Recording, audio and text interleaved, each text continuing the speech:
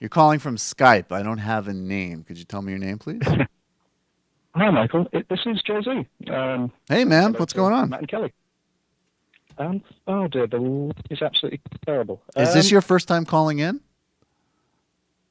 It's Jay-Z. It's Jay-Z. I am, but is Hello? this your first time calling in? I am. Yes, this is the first time Oh, this is the first time calling in, but the line is terrible. yeah, it's really bad. I mean, do you want to? I mean, we can hear you, but do you want to try back? I can Oh, try to get to you, but or just go ahead and say your point because we can hear you. So yeah, if you want to just go say your point, then I'll let you that's go. good. Yeah. Okay, yeah. Well, what I was going to say is, I mean, the Brexit, it doesn't necessarily mean what people think that it means. You see, the UK's constitutional arrangements, we do not legislate by referenda. It is entirely possible for Parliament to not do anything following this. As absurd as that sounds, this is an advisory vote. Mm-hmm. Mm-hmm. The government asked for the people's opinion, and one half of the country came back with, well, no, and the other half came back with, well, yes.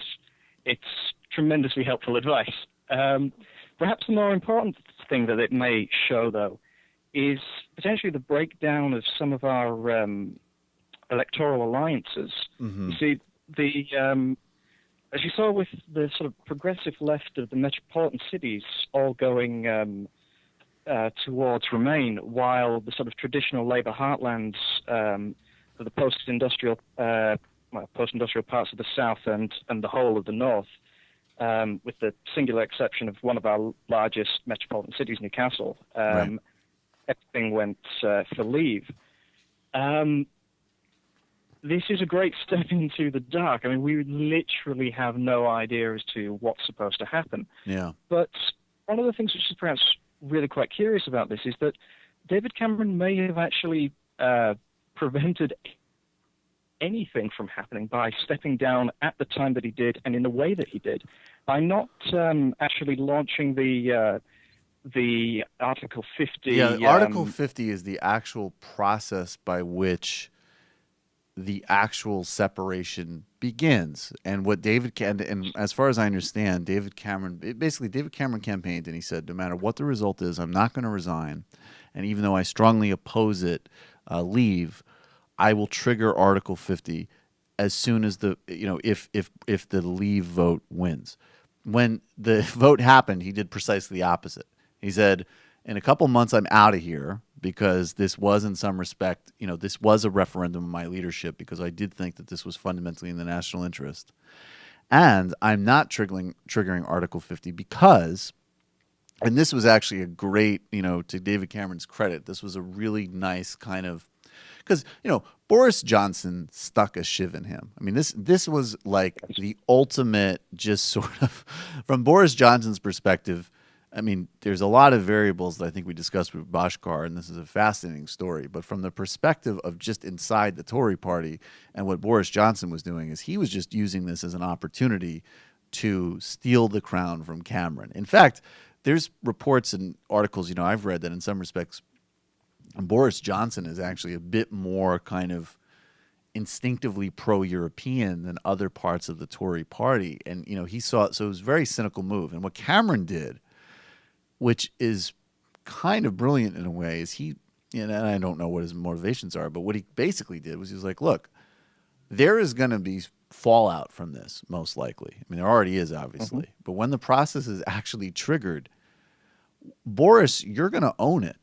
I'm not doing it Yes. for you. I'm not going to spend the next couple of months tanking our stock market, lowering the value of the pound, going through this messy divorce that was, in my mind, entirely an own goal, totally unnecessary.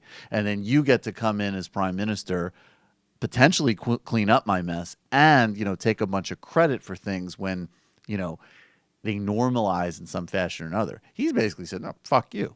You want it out, you get to administer out. And so that does leave it practically up in the air for a couple months. I know Tony Blair has already said there should be another referendum. And then, and then Boris Johnson came out in his kind of supremely cynical manner and basically was like, hey, I love Europe and we're still going to trade with them. And all this is going to be is we're going to reform and we're going to have a points-based immigration system, which really is the biggest policy change. And then he said, and everything else is, I'm just extracting us from some opaque and unnecessary laws, which, by the way, in his words, there's no rush to, like, we don't need to do it that quickly. So, I mean, yeah. Mm-hmm. It even gets worse than that, though, because the discourse has been frankly ridiculous. With the Leave campaign running around, essentially offering fairy dust unicorns and lollipops. All three. That's the top and bottom of it. I mean, nice. The Remain side has who doesn't love lollipops and unicorns? But Matt, the Remain side hates obviously both of them. It's very weird. Yeah, does like McFlurries though. Anyway, very much so. Point being that the Remain side was constrained by facts. This is fundamentally the problem between what you'd call the left and the right. That the right has no great attachment to the truth, as it were, when it's campaigning. Mm-hmm. That there is the media environment that we have has a tendency to not exactly call on these untruths. The £350 million figure that you've seen many times being a principal example of it. But that was just to be clear for everybody before we jump off. That was the promise that and this was again, this was so disingenuous that some of the most right-wing, standard-lowering politicians in the entirety of the UK were saying, like, hey, look, this 300 million pounds we send to the EU, we should just pump that into the national health system. Hell yeah. And of course, that was, that has been quickly walked back. Although Boris is still maintaining that some of that money will go to the NHS. But, he's actually, he's a triangulator. And that's one of the reasons that he's, along with being totally shameless, had a successful political career. So far as they've actually tried to apportion that money, one of the characters she genuinely is a libertarian character, Priti Patel. There's a handful of these sort of American-styled libertarian characters, only a very small number of them. But in any event, her offer with that was, well, we'll put a bit into the NHS and the rest we'll use to reduce tax on petrol. So right. Yeah, immediately carving it up for tax. So already bad for the environment and already increasing carbon emissions. Yeah. Exactly. Yeah. Right. And bearing in mind this is for the first time ever we managed to this year get in more electricity being generated from renewable sources than we were from gas for a day, I think it was. Tories immediately got rid of the subsidies for that. But anyway, I'm straying from my point.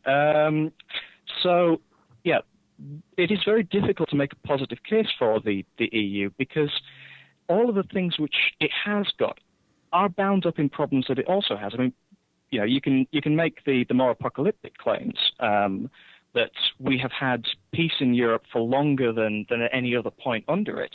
Is this a product of the EU or is this, some wider product? But it does provide a level of stability. But equally, you can't turn around and at the same time say, well, this thing, it's not the giant monster that they make it out to be. Of course, the monster that they make it out to be wants to regulate the shape of your bananas. That was a famous Boris Johnson claim. Hey, look, I'm sorry to hear all of this, man. I know it's a disaster over there, and I mean, do you have any kind of final summary before we jump? I suppose the final summary would be: we are walking into the unknown. It may all be for nothing. If we come out the other side, then don't be overly surprised if characters like Orban start turning up in the UK. Wow. All right. Thank you, man. Appreciate it. Yep. Have a good one.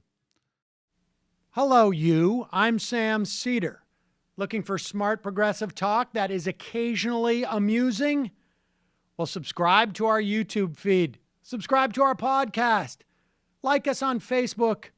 And just generally enjoy us.